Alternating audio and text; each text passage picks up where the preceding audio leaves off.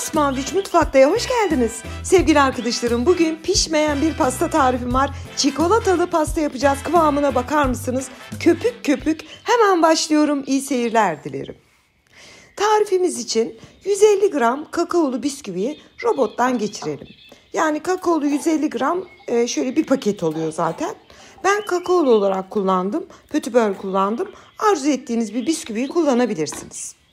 Robottan geçirelim. Tamamen un ufak olsun. Şimdi kenarda eritmiş olduğumuz 100 gram eritilmiş tereyağımızı ilave edelim. Tereyağı kullandım. Tereyağı mümkün değilse margarin de kullanabilirsiniz. Tekrar tereyağı ekledikten sonra bir tur daha robottan geçirelim. Bu şekilde yaparsanız her tarafına tereyağı muazzam bir şekilde bulaşmış oluyor. Hemen size şöyle bir gösteriyorum. Bakın sevgili arkadaşlarım. Şöyle bir tur daha döndürdük. Her tarafına tereyağı bulaştı. Daha önce hazırlamış olduğum alt tabanına yağlı kağıt geçirdiğim kalıbın içerisine dökelim.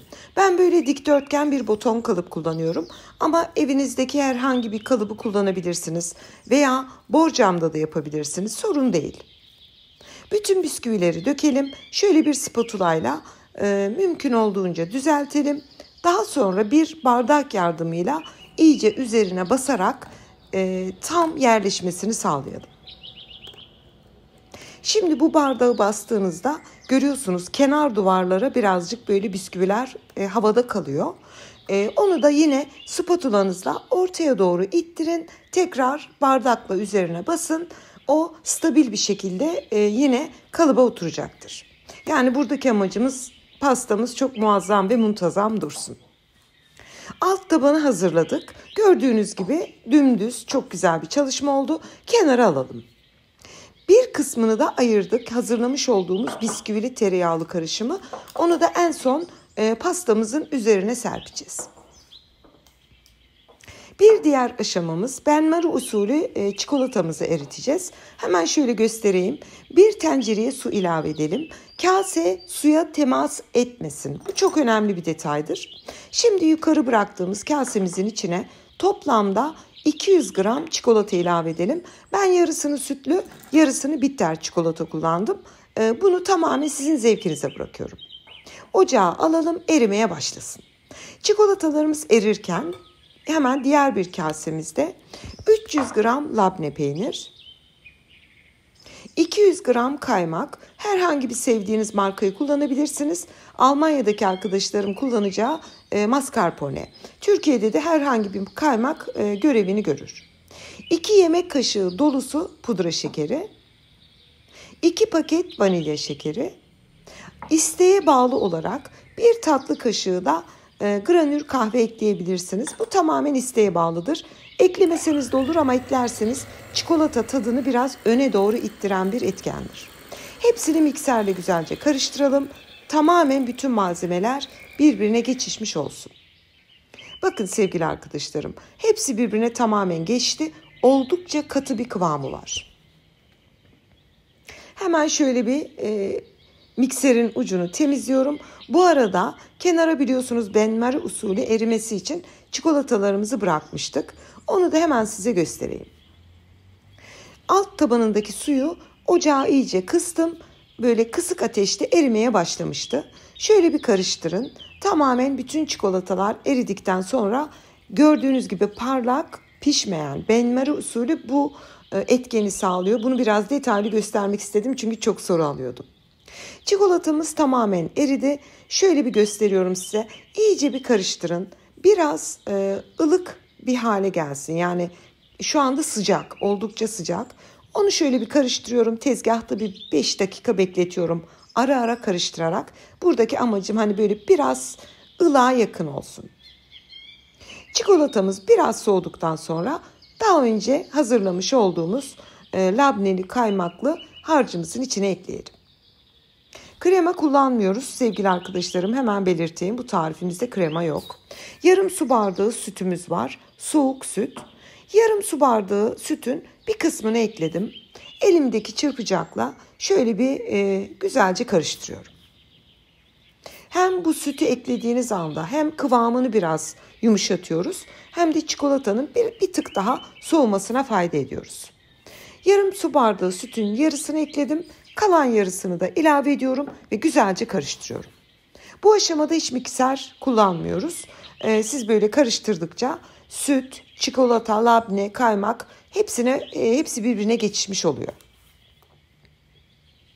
Zaten şu anda seyrederken bile kıvamının ne kadar güzel olduğunu fark ediyorsunuzdur. Bakın sevgili arkadaşlarım.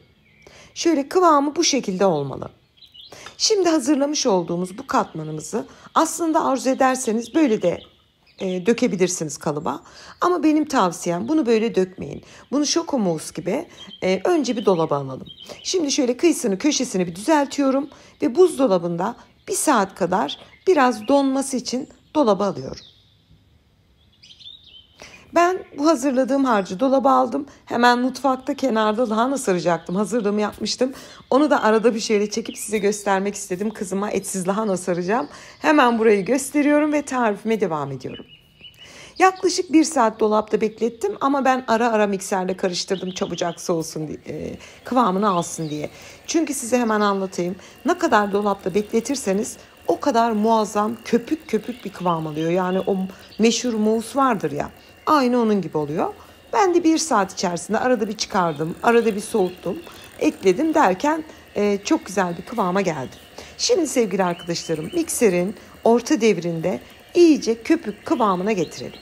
Yani hiçbir krema kullanmadan bakar mısınız? Böyle bir güzellik olamaz sevgili arkadaşlarım. Bu pasta A'dan Z'ye tamamen benim mutfakta deneme yanılma yöntemiyle bulduğum bir kıvam. Bakın tamamen köpük haline getirdik. Yaklaşık bir 2 dakika yeterli oluyor. Kıvamını görüyorsunuz. İsterseniz bu şekilde tamamen kuplara pay edin. Öyle mousse olarak servis edin. Ben bugün pasta olarak sunacağım. Artık nasıl isterseniz ben buradan sonrasını size bırakıyorum. Hazırlamış olduğumuz çikolatalı mousse katmanımızı da daha önce hazırladığımız bisküvili tabanın üzerine komple bırakıyoruz. Her açıdan gösteriyorum ki o köpüksü kıvamını görmeniz için. Keşke bir de tadını tatsaydınız sevgili arkadaşlarım. Ben misafirlerime sundum. Gerçekten hepsi tarifini istedi. Şöyle hepsini ekledim. Bir spatula yardımıyla yüzeyini bir düzeltiyorum. Ve biliyorsunuz en başta kenara biraz bisküvili tereyağlı harç bırakmıştık. Şöyle bir kalıbınızı sağa sola sallayın ki tamamen yerleşsin. Yamuk yumuk olmasın. Şimdi o kenara ayırdığımız bisküvili tereyağlı harcımızı da üzerine serpelim. Yine bir kaşık yardımıyla da dümdüz olacak şekilde düzeltelim. Yani çikolata bisküviyle tamamen kapattığınızda düzeltme işlemini çok kolay yapıyorsunuz. Kaşıkla sadece dokunmanız yeterli. Ve pastamızı tamamen bitirdik sevgili arkadaşlarım. Yüzeyini düzelttik. Çok güzel bir kıvamda. Şimdi dolaba alalım. 1 saat beklesin. Varsa vaktiniz ertesi gün servis edin. Daha da bomba olur. Ama ben şöyle bir 1 saat bekletip dolaptan çıkaracağım. Yüzeyini bir alu folye ile kapatıyorum. Buzdolabı kokusu gelmesin diye ve buzdolabına alıyorum. Yaklaşık 1-1,5 saat sonra buzdolabından çıkardım. Alu folyeyi kaldırıyorum. Aslında ben bu kalıptan çıkarmadan önce bir bıçakla kenarlarını boşaldım. Yapışmış olabilir diye. Çünkü ben çekimlerimde hiçbir şey önceden deneyip yapmıyorum. Şu anda mesela canlı olarak kalıptan çıkarıyorum. Her zaman benim için de heyecanlı oluyor. Çünkü yapışabilir, akabilir kıvamı. Ama Allah'a şükürler olsun, bakar mısınız? Böyle taş gibi bir mousse pastamız sunum için hazır. Hemen şöyle size bir gösteriyorum. Bu tarifi Instagram'da minik bir fragman olarak paylaşmıştım 1 hafta önce. O kadar çok, her gün onlarca yorum alıyorum. Selva Hanım nerede o köpük köpük pasta? Bugün sunmaktan çok mutluyum. Hemen bir dilim kesiyorum, iç dokusuna ve doku testine geçiyorum. Hiç krema kullanmadık. İçerisinde çok az bir malzemeyle köpük köpük bir çikolatalı pasta yaptık sevgili arkadaşlarım. İnanılmaz bir lezzet diyorum. Hemen doku testinde de size kıvamını göstermek isterim. Bakar mısınız nasıl bir stabil bir şekli var? Yani bunun içerisinde jelatin yok, krema yok, krema sertleştirici yok, nişasta yok. Buradaki denge çok güzel. Yani o kadar güzel dengeledim ki malzemeleri. Sevgili arkadaşlarım, ben kendim pastayı keserken bile gerçekten bazen yaptığım pastalarda diyorum çok başarılı. Bu da onlardan birisi oldu. Böyle köpük köpük ağzınızda eriyor. Altındaki bisküvili taban, üstündeki bisküvisi çok şahane görünüyor. Hemen ben tabii ki içim rahat etmedi. Şöyle size bir de kaşıkla alıp o mousse kısmını göstermek istedim. Yani kuplarda servis ederseniz de kaşık kaşık bu şekilde yiyebilirsiniz. Bugün sizlere tam bir lezzet bombası olan çikolatalı pasta tarifimi sunmaktan çok mutluyum. Sevgili arkadaşlarım, şimdiden yapacak herkese afiyet, bal, şifa olsun diyorum. Yeni tariflerimde görüşmek ümidiyle. Hoşça kalın.